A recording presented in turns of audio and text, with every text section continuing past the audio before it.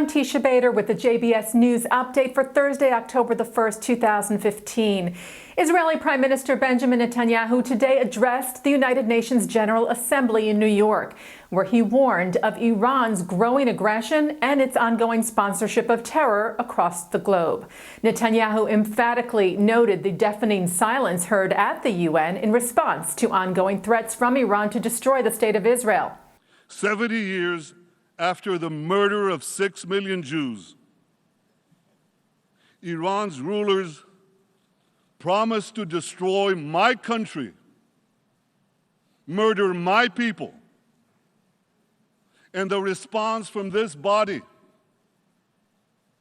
the response from nearly every one of the governments represented here, has been absolutely nothing. Utter silence. Deafening silence. Believe me, it would be far easier to remain silent. But throughout our history, the Jewish people have learned the heavy price of silence. And as the Prime Minister of the Jewish state, as someone who knows that history, I refuse to be silent. The days when the Jewish people remained passive in the face of genocidal enemies, those days are over.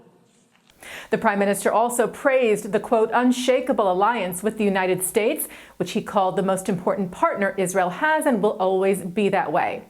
Netanyahu said that Israel deeply appreciates President Obama's willingness to bolster Israel's security, and that is a sentiment shared by both those who are for and against the Iran deal in Congress.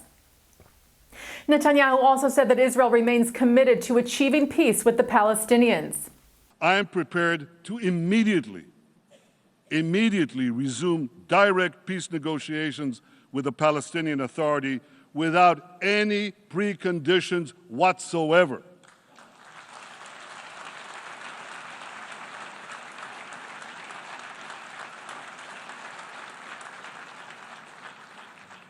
Unfortunately, President Abbas said yesterday that he is not prepared to do this.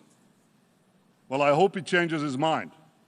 The Prime Minister said the UN won't help peace by trying to impose solutions or by encouraging Palestinian rejectionism, and that it was time for the world body to finally, quote, rid itself of the obsessive bashing of Israel. Israel stands in the breach, proudly and courageously, defending freedom and progress. Israel is civilization's front line in the battle against barbarism. So here's a novel idea for the United Nations. Instead of continuing the shameful routine of bashing Israel, stand with Israel. Stand with Israel as we check the fanaticism at our door. Stand with Israel as we prevent that fanaticism from reaching your door. Ladies and gentlemen, stand with Israel, because Israel is not just defending itself. More than ever, Israel is defending you. Yesterday, Netanyahu reacted to Abbas's speech, saying it was, quote, deceitful and encourages incitement and lawlessness in the Middle East. And Jewish organizations today criticized Abbas's speech as well. ADL National Director Jonathan Greenblatt said President Abbas stood before the world at the UN podium and delivered the latest and most blatant public repudiation of peace and reconciliation with Israel. Greenblatt said the speech was full of outright lies and incitement, historical half-truths, and accusations, adding that Abbas dramatically announced the end of negotiations, reconciliation, and peace with Israel, while at the same time demanding international action to bring about Palestinian statehood. The American Jewish Committee said it was dismayed by Abbas's threat to abandon agreements with Israel and turn to the UN to resolve the conflict.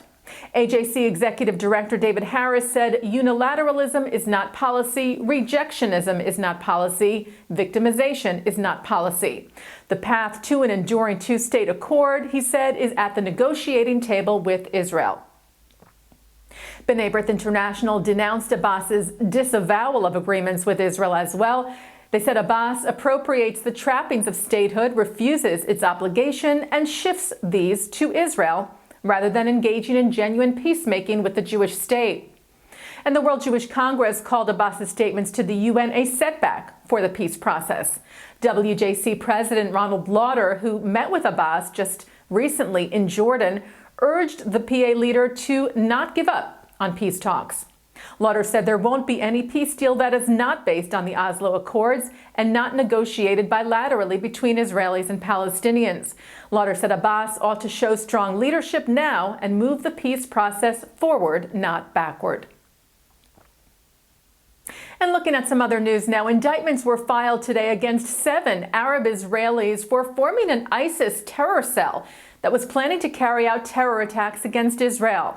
The Northern District Attorney's Office filed indictments with the Nazareth District Court, alleging the defendants illegally purchased weapons, made contact with ISIS agents in Syria, and started to plan 2 shooting attacks against an IDF base and at an Israeli police vehicle. A mother and her baby were lightly wounded when their car came under a stone-throwing attack by Palestinians in the West Bank this morning.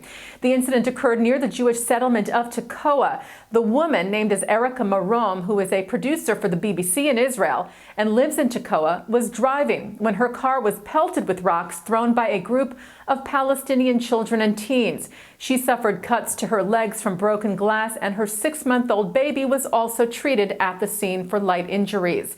Her husband and 2 other young children who were also in the car were unharmed.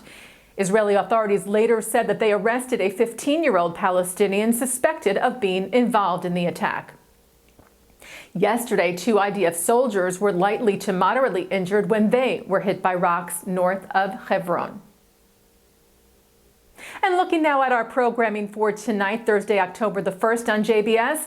At 9, Mark Golub sits down for part 2 of his discussion with Arab culture scholar Mordechai Kedar. And that's the JBS News Update for Thursday, October the 1st, 2015. I'm Teisha Bader.